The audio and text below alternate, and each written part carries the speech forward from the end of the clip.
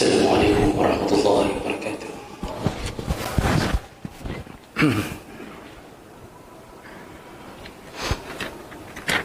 إن الحمد لله نستعينه ونستغفره ونعوذ به من شرور أنفسنا ومن سيئات أعمالنا. من يهده الله فلا مضل له ومن يضلل فلا هادي له. أشهد أن لا إله إلا الله وحده لا شريك له، وأشهد أن محمدا عبده ورسوله الكريم. اللهم صل وسلم على نبينا المصطفى محمد وعلى آله وأصحابه أجمعين. أما بعد، فيا عباد الله، اتقوا الله وقولوا قولا سديدا يصلح لكم أعمالكم ويغفر لكم ذنوبكم، ومن يطع الله ورسوله فقد فاز فوزا عظيما. أعوذ بالله من الشيطان الرجيم. بسم الله الرحمن الرحيم. يا أيها الذين آمنوا لا تأكلوا أموالكم بينكم بالباطل. صدق الله العظيم. Segala puji bagi Allah, kemudian salawat dan salam kepada Rasulullah, pada keluarga dan seluruh sahabat-sahabatnya.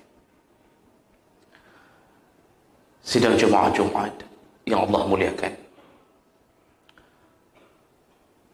hari kiamat nanti adalah hari yang kita butuh kasih sayang Allah. Satu-satunya yang menjadi penyelamat kita adalah ridha Allah.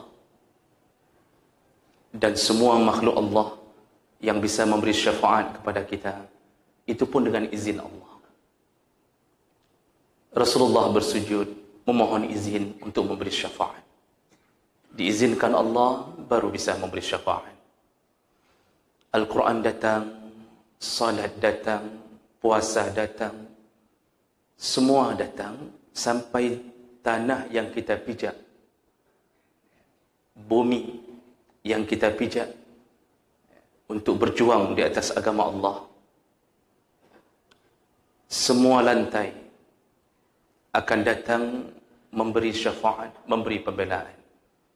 Dalam banyak hadis Rasulullah menyebutkan seorang yang berjihad fi sabilillah, tanah yang dipijaknya, dia melewati pasir, melewati kerikil, gunung dia daki, semuanya bersaksi di hadapan Allah. Tapi ingat, semua dengan izin Allah. Di saat kita membutuhkan kasih sayang Allah untuk menyelamatkan kita di hari huru-hara tersebut, maka yang paling merugi adalah orang-orang yang dimusuhi oleh Allah. Orang-orang yang menjadi sumber kebencian Allah. Mereka dibiarkan dalam siksa.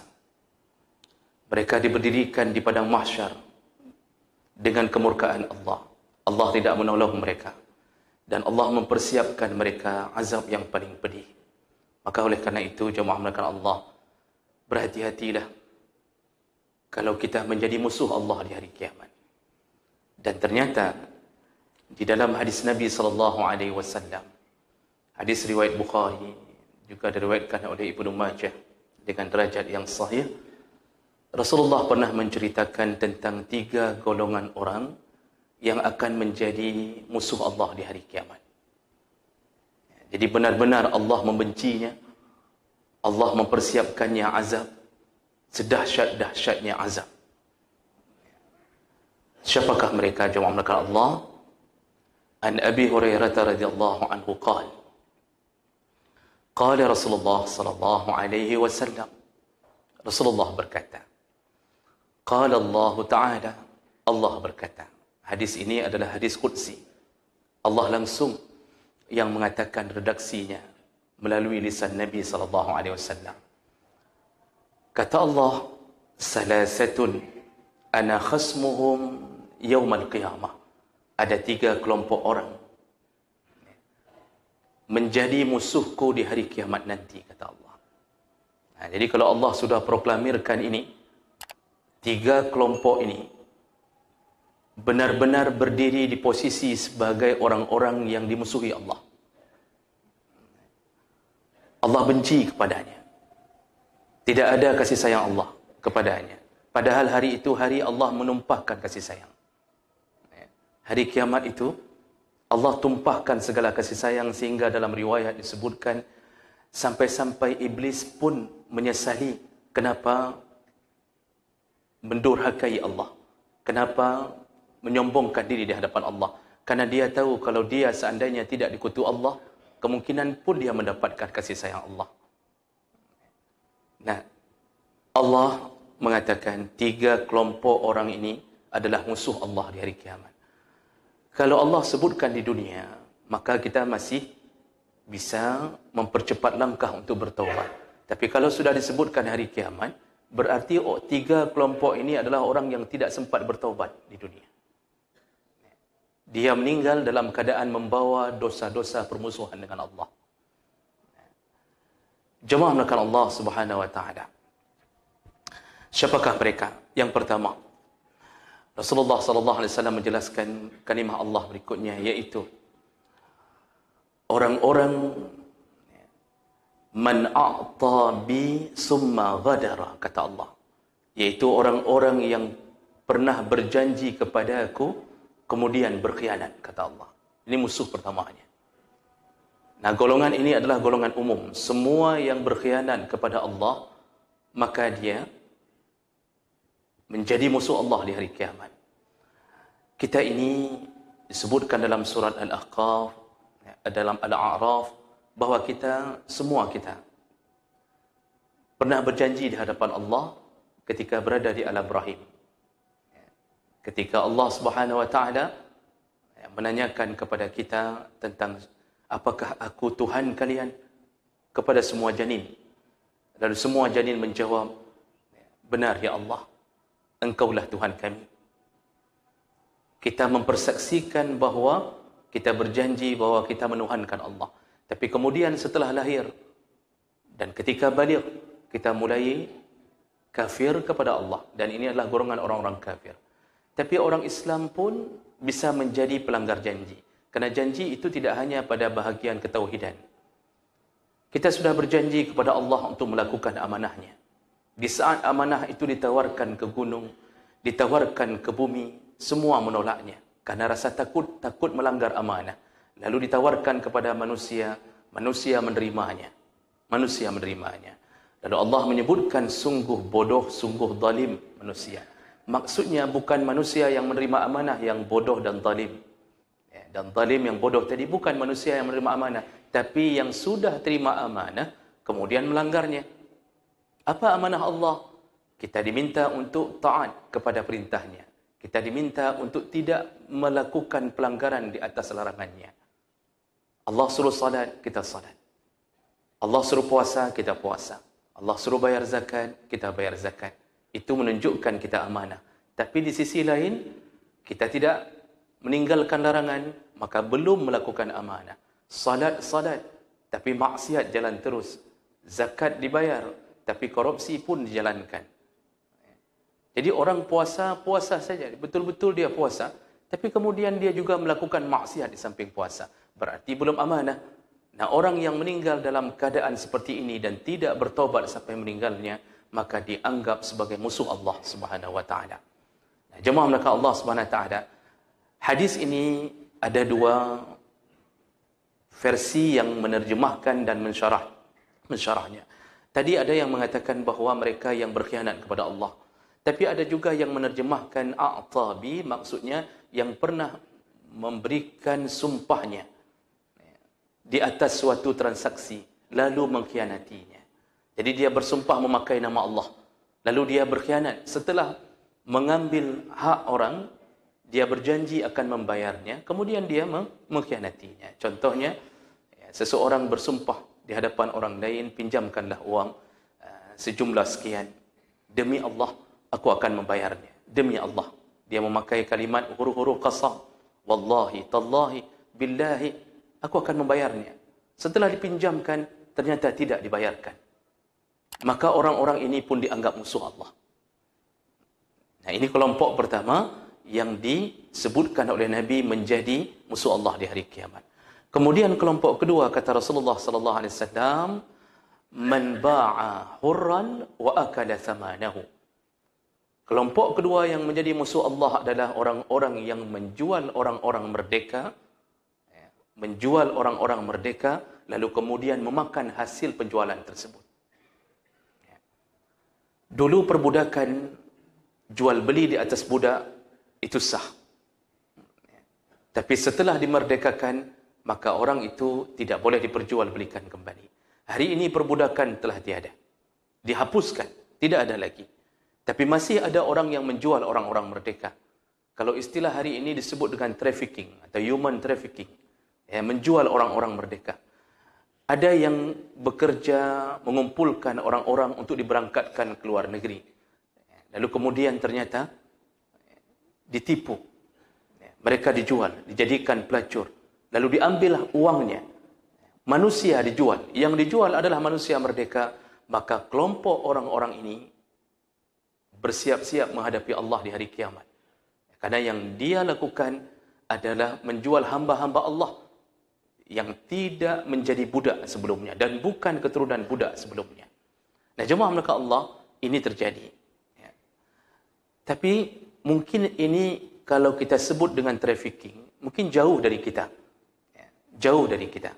Nah, karena ini biasanya berada di kota-kota yang memang kita anggap mereka membutuhkan kerja lalu dimanfaatkan, ditipu.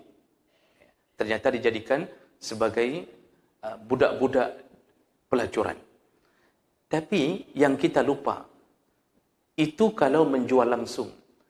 Tapi hari ini kita melakukannya bukan menjual langsung tubuh-tubuh orang merdeka. Tapi yang kita jual adalah nama-nama mereka. Kita membuat proposal. Lalu kita masukkan nama-nama orang merdeka di dalamnya. Lalu kita ajukan proposal itu keluar. Keluar dana macam-macam. Ada proposal untuk pembuatan hal-hal yang nampaknya seakan-akan perbuatan baik, padahal fiktif. Kadang-kadang proposal diajukan, ada pembuatan panti asuhan, ada pembuatan pesantren bahkan ada dana untuk COVID. Kita ajukan nama, seluruh kampung diajukan nama untuk mendapatkan dana COVID. Itu nama-nama orang merdeka. Begitu cair uang tersebut, yang mendapatkan uang hanya segelintir saja. Lalu kemudian selebihnya dimakan oleh orang-orang yang mengambil keuntungan. Ketika diperiksa ternyata pesantren itu tidak ada. Padahal uang mengalir terus-terusan. Panti asuhan itu tidak ada. Maka hari ini orang-orang yang sibuk mengambil dana melalui proposal fiktif, merekalah juga yang dimaksud menjual orang-orang merdeka. Tunggulah nanti azab Allah Subhanahu wa taala. Karena untuk melepaskan dosa ini, itu harus mengembalikan semua dana itu kepada orang-orang yang dimaksud. Dan itu menjadi hal yang susah. Nama saja sudah menjadi fiktif. Maka kita mengarang berbohong dari awal sampai akhir. Wajib taubat kalau ingin lepas daripada pekerjaan ini. Itu kembalikan dana. Bagikan kepada yang hak. Masya Allah, kadang-kadang kita tinggal satu kampung, kita tahu bahawa ada dana itu. Tapi kita tidak pernah mendapatkannya. Nama anak-anak kita dicantumkan untuk mendapatkan beasiswa dari anak-anak berprestasi. Tapi ternyata dana itu keluar tidak pernah sampai ke anak kita. Itu pun menjadi musuh Allah di hari kiamat. Dan pekerjaan ini merebak di mana-mana. Kadang terlalu banyak uang. Pintu-pintu dunia dibuka oleh Allah. Orang begitu mudahnya mendapatkan uang. Orang berlomba-lomba untuk mengajukan apapun yang bisa mengeluarkan atau mencairkan uang. Padahal dosa mengurung mereka. Dosa menyelimuti mereka. Nah, ini kelompok kedua yang menjadi musuh Allah di hari kiamat. Kelompok yang terakhir, yang ketiga, kata Rasulullah, berdasarkan kalimah dari Allah, yaitu manistajara ajiran fastawfa minhu wa lam yu'ti ajrahu. Musuh Allah yang terakhir nanti di hari kiamat adalah, yaitu orang-orang yang memperkerjakan seseorang, lalu setelah kerja itu selesai, dia tidak membayar gajinya. Fastawfa minhu wa lam yu'ti ajrahu. Setelah diselesaikan, keringat telah keluar, tenaga telah dikeluarkan untuk melakukan amanah tersebut, kemudian ternyata dia ditipu, tidak diberikan gajinya. Apapun alasannya, apapun undang-undangnya, kalau berhadapan dengan undang-undang Allah, maka undang-undang Allah lah yang harus eksekusi, bukan undang-undang dunia. Tidak boleh bermaksiat kepada Allah hanya gara-gara mentaati peraturan-peraturan dunia. Jemaah maka Allah, dan ini praktiknya banyak sekali terjadi. Mulai dari hal-hal yang sifatnya sederhana di depan mata kita. Kita menyewa tukang, suruh buat bangunan. Ya. Tukang sudah kasih tahu bahwa harganya sekian. Lalu kita katakan kerjakan saja. Kerjakan saja. Apakah tukang pasang AC, menservis kulkas, atau bahkan buat bangunan, kita mengatakan pasang saja, nanti uang mudah. Begitu bahasa kita biasanya. Menyopeng mudahnya, kapasang kerja juile. Begitu nanti dia ajukan, ini hasilnya Pak. Ongkosnya 300.000.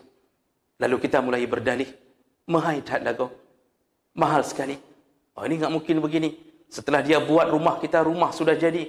Bata telah disusun rapi, telah diplaster, dia ajukan harga, lalu kita mulai mengatakan, ini kok bisa begini? Kenapa mahal sekali? Berapa hitungannya? Padahal tadi tukang sudah mengatakan, kira-kira begini harganya. Lalu kita mulai menolak untuk membayar. Musuh Allah di hari kiamat. Sederhana, tapi kita tidak memberikannya. Ada yang sifatnya kita minta jasanya. Kita minta jasanya. Masya Allah, kadang-kadang hari ini kezaliman kita lakukan. Tapi kita tahu dan kita tidak takut kepada Allah. Contoh paling sederhana, guru sertifikasi contohnya. Yang dapat gaji 1 kali lipat berdasarkan gaji yang aslinya. Untuk mendapatkan sertifikasi, dia butuh perjuangan buat berbagai macam syarat kertas. Lalu kemudian setelah dapat keluar dana sertifikasi, si guru tadi tidak mengajar, tapi dia kemudian merekrut lulusan-lulusan baru untuk menggantikannya mengajar. Dalam hukum agama, kalau dia menggantikan mengajar, berapa jumlah yang mengajar, sebagaimana kita dapatkan gaji kalau kita mengajar sendiri, begitulah kita harus berikan ke dia. Tapi tidak terjadi. Dapat dana sertifikasi contohnya misal 5 juta. Itu jumlah sekali gaji. Kita gaji dia cuma 1 juta. Dia yang baru lulus tidak tahu mau ke mana. Pasti berfikir daripada tidak tahu kerja di mana, 1 juta okeylah sebulan.